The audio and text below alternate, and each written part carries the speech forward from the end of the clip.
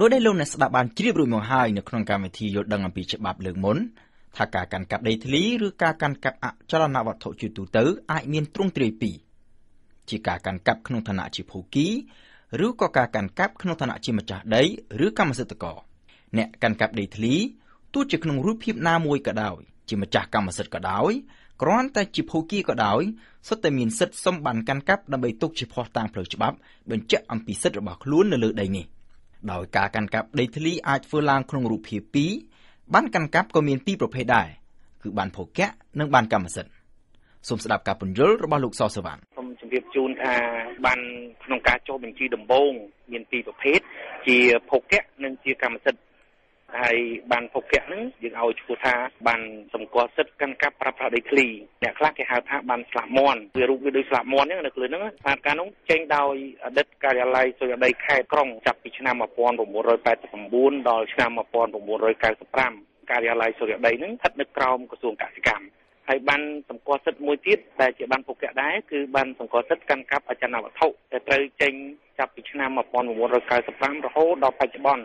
ហើយបានកម្មសិទ្ធិដែលយើងឲ្យឈ្មោះថាវិញ្ញាបនបត្រសម្គាល់ម្ចាស់អចលនវត្ថុត្រូវបានចេញដោយអគ្គនាយកដ្ឋានសុយដីនិងភូមិសាស្ត្របាទអានេះនៅក្នុងក្រសួងរៀបចំដែនដីហើយបាទហើយយើងចេញបានសម្គាល់ម្ចាស់អចលនវត្ថុនេះគឺថាដោយគម្រោងរៀបចំដែនដីនិងរដ្ឋបាលដីធ្លី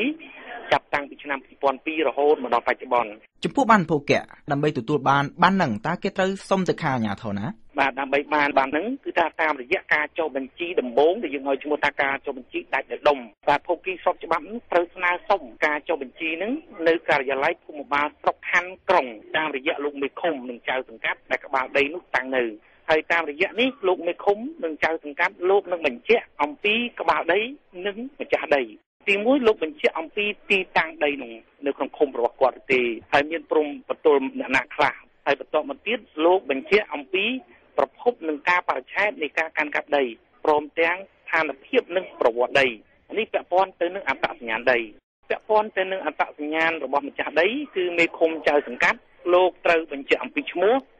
តាវតារបស់គាត់អត្រានុកូលដ្ឋានព្រមទាំងទីលំនៅបច្ចុប្បន្នរបស់ម្ចាស់ដីបាទហើយក្នុងករណីនេះសូមជម្រាបជូនផងដែរថាបើសិនម្ចាស់ដីនឹងគាត់នៅឃុំផ្សេងសង្កាត់ផ្សេងមិនមែននៅក្នុងដីនឹងតាំងនៅចឹងការបញ្ជាក់អំពីអត្តសញ្ញាណមនុស្សនោះគឺមេឃុំចៅសង្កាត់ដែលគាត់ស្នាក់នៅនោះមិនមែននៅកន្លែងទីតាំងដីទេបាទដូច្នេះប្រសិនបើម្ចាស់ដីមានទីលំនៅនៅឃុំផ្សេងពីឃុំដែលដីតាំងនៅការបញ្ជាក់ត្រូវធ្វើឡើងដោយឃុំ2គឺឃុំដែលដីតាំងនៅត្រូវបញ្ជាក់អំពីអត្តសញ្ញាណនិងស្ថានភាពដីចំណែកឃុំដែលជាលំនៅរបស់ម្ចាស់ដីគឺជាអ្នកបញ្ជាក់អំពីអត្តសញ្ញាណរបស់ម្ចាស់ដីបន្ទាប់ពីទទួលបានការបញ្ជាក់ពីសំណាក់មេឃុំឬចៅសង្កាត់រួចរាល់ហើយដំណាក់កាលបន្តមកទៀតគឺការស្នើសុំទៅសាលាស្រុកខណ្ឌដែលដីតាំងនៅដើម្បីចាប់ផ្ដើមនីតិវិធីវាស់វែងកំណត់ព្រំដីមុននឹងបញ្ជូនសំណុំរឿងទៅឲ្យអាជ្ញាធរសុរិយោដីថ្នាក់ខេត្តក្រុងជាអ្នកពិនិត្យសម្រេចជាចុងក្រោយក្នុងការចេញបានហើយបន្ទាប់មកលោកអភិបាលស្រុកនឹងលោកត្រូវចេញសេចក្តីជូនដំណឹងដីអំពីការបរិច្ឆេទនៃការកំណត់ព្រំនិងវាស់វែងដីបាទហើយការជូនដំណឹងហ្នឹងគឺថាគាត់ត្រូវជូនដំណឹងយ៉ាងតិច14ថ្ងៃមុននឹងគាត់ធ្វើការកំណត់ព្រំនិងវាស់វែងបាទហើយជូនដំណឹងដោយបិទនៅនឹងទីតាំងដីហ្នឹងមួយកន្លែងបិទនៅសាលាឃុំមួយកន្លែងបិទនៅសាលាស្រុកមួយកន្លែងដើម្បីឲ្យប្រជាពលរដ្ឋអ្នកពាក់ព័ន្ធនឹងផលប្រយោជន៍ហ្នឹងលោកបានដឹងបាទបន្ទាប់មកហើយបានខាងថៃសុរិយោដីហ្នឹងចុះទៅវាស់វែងចុះទៅកំណត់ព្រំជាមួយប្រជាពលរដ្ឋជាពលរដ្ឋលោកអ្នកកំណត់ខ្លួនឯងហើយមន្ត្រីយើងជាអ្នកវាស់វែងហើយបានមន្ត្រីសុរិយោដីហ្នឹងគាត់ត្រូវរៀបចំឯកសារបិទផ្សាយជាសាធារណៈតែក្នុងនោះរួមមានបាទឯកសារបិទផ្សាយសាធារណៈហ្នឹងវាមានផែនទីក្បាលដីគំនូសបង្ហាញទីតាំងដីនិងបញ្ជីឈ្មោះម្ចាស់ដីហើយដើម្បីបិទផ្សាយបានហ្នឹងគឺថាលោកអភិបាលស្រុកលោកត្រូវធ្វើសេចក្តីជូនដំណឹងយ៉ាងហោច7ថ្ងៃប្រាប់ថានេះគេចិត្តបិទផ្សាយហើយ7ថ្ងៃបានបិទផ្សាយជូនដំណឹងដូចលើកមុនចឹងបាទបិទនៅទាំង3កន្លែងចឹងបាទហើយបិទផ្សាយ30ថ្ងៃហើយសួរថាបិទផ្សាយដើម្បីអី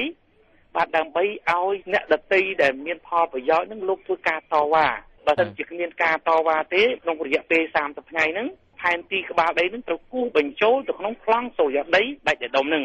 ហើយត្រូវធ្វើរបាយការណ៍បូកសរុបដាក់ជូនរដ្ឋបាលសុរិយោដីខេត្តនិងលោកអភិបាលខេត្តពិនិត្យនិងសម្រេចចុះបញ្ជីហើយបានលោកប្រធានមន្ត្រីសុរិយោដីខេត្តហ្នឹងលោកអាចចេញបានហើយលោកចុះអធិការលើកបានហើយចែកជូនដល់ប្រជាពលរដ្ឋដែលជាសម័យស្នើសុំនោះនេះ គឺជានីតិវិធីនៃការសម្បានភោគៈការសម្បានកម្មសិទ្ធិក៏មានដំណើរការប្រហាក់ប្រហែលគ្នាទៅនឹងការសម្បានភោគៈដែរគ្រាន់តែខុសគ្នាត្រង់ចំណុចមួយប៉ុណ្ណោះគឺការគូប្លង់ដីសម្រាប់ដីដែលនឹងត្រូវចុះបញ្ជីជាកម្មសិទ្ធិការគូប្លង់ត្រូវមានលក្ខណៈលម្អិតជាងដីភោគៈបាទខុសគ្នានៅត្រង់ប៉ុណ្ណេះទេត្រង់ថាផែនទីក្បាលដីដែលទៅជាកម្មសិទ្ធិបានទាល់តែមាននិយាមការអង់គ្លេសហៅថា coordinate បាទដោយផ្សារភ្ជាប់ទៅនឹងបណ្ដាញប្រតិភិវិភាគអង់គ្លេសហៅថា geodetic network បាទហើយកាន់កាប់លើសពីរយៈពេល5ឆ្នាំដីនោះបាទបំពេញលក្ខខណ្ឌនឹងហើយគឺបានជាកម្មសិទ្ធិហើយជាសង្ខេបមកវិញដើម្បីទទួលបានកាន់កាប់ដីធ្លីទោះជាបានភោគៈឬក៏ជាបានកម្មសិទ្ធិក៏ដោយម្ចាស់ដីត្រូវដាក់ពាក្យសុំជាដំបូងទៅសាលាឃុំសង្កាត់ដែលដីនោះតាំងនៅដើម្បីឲ្យមេឃុំឬចៅសង្កាត់ធ្វើការបញ្ជាក់អំពីអត្តសញ្ញាណនិងស្ថានភាពដីនិងអត្តសញ្ញាណរបស់ម្ចាស់ដីបន្ទាប់ពីទទួលបានការបញ្ជាក់ពីមេឃុំឬចៅសង្កាត់ហើយដំណាក់កាលទី2គឺការស្នើសុំទៅសាលាស្រុកឬសាលាខណ្ឌដែលជាអ្នកចាត់ចែងឲ្យមន្ត្រីការិយាល័យភូមិបាលស្រុកខណ្ឌចុះវាស់វែងនិងគូប្លង់ដីដោយមានការចូលរួមពីសំណាក់ម្ចាស់ដីនិងអ្នកពាក់ព័ន្ធដទៃទៀតក្រោយពីបានវាស់វែងនិងគូប្លង់រួចរាល់ហើយសាលាស្រុកខណ្ឌត្រូវប្រកាសផ្សាយជាសាធារណៈនៅប្លង់ដីនេះដើម្បីឲ្យអ្នកដែលមានប្រយោជន៍ពាក់ព័ន្ធនឹងដីនេះអាចធ្វើការតវ៉ាជំទាស់បានប្រសិនបើផុតរយៈពេល30ថ្ងៃមិនមានការតវ៉ាណាមួយនោះទេអាជ្ញាធរថ្នាក់ខេត្តគឺជាអ្នកសម្រេចជាចុងក្រោយក្នុងការចុះបញ្ជីដីនិងចេញបានកាន់កាប់ឬបានកម្មសិទ្ធិទៅឲ្យម្ចាស់ដីដែលជាអ្នកស្នើសុំនីតិវិធីចុះបញ្ជីដីធ្លីបែបនេះគេឲ្យឈ្មោះថាជាការចុះបញ្ជីដាច់ដុំមានន័យថាចុះបញ្ជីនិងចេញបានទៅតាមការស្នើសុំរបស់ម្ចាស់ដីក៏ប៉ុន្តែដោយរបបកម្មសិទ្ធិចាស់មុនឆ្នាំ1979ត្រូវបានគេលុបចោលហើយដីភាគច្រើននៅទូទាំងប្រទេសត្រូវកាន់កាប់ដោយគ្មានបានកម្មសិទ្ធិដើម្បីធ្វើការចុះបញ្ជីដីធ្លីឡើងវិញនៅទូទាំងប្រទេសច្បាប់ភូមិបាលឆ្នាំ2001បានកំណត់បង្កើននីតិវិធីមួយទៀតគឺការចុះបញ្ជីដីធ្លីមានលក្ខណៈជាប្រព័ន្ធការចុះបញ្ជីដីធ្លីមានលក្ខណៈជាប្រព័ន្ធនេះគឺរដ្ឋាភិបាលជាអ្នកផ្ដួចផ្ដើមកំណត់ធ្វើការចុះបញ្ជីនៅក្នុងភូមិឬឃុំណាមួយជាទូទៅតែម្ដងដោយមិនចាំបាច់មានការស្នើសុំពីម្ចាស់ដីនោះទេបាទដើម្បីបានជាកម្មសិទ្ធិដែរមួយទៀតគឺការចុះបញ្ជីមានលក្ខណៈជាប្រព័ន្ធការចុះបញ្ជីមានលក្ខណៈជាប្រព័ន្ធនេះអនុញ្ញាតជម្រាបជូនចេះគឺថាម្ចាស់ក្បាលដីមិនបាច់ស្នើសុំទេបាទគឺជាផែនការរបស់រដ្ឋដែលលោកយល់ថាការងារដីធ្លីជាការងាររបស់រដ្ឋអញ្ចឹងរដ្ឋបើកយុទ្ធនាការធ្វើតែម្ដងអញ្ចឹងប្រជាជននឹងគឺថាលោកត្រូវតែអញ្ជើញចូលរួមសំខាន់គឺការអញ្ជើញចូលរួមបាទនៅក្នុងនីតិយើងលើក្រោយយើងនឹងត្រឡប់មកនិយាយអំពីនីតិវិធីនៃការចុះបញ្ជីដីធ្លីមានលក្ខណៈជាប្រព័ន្ធនេះឡើងវិញ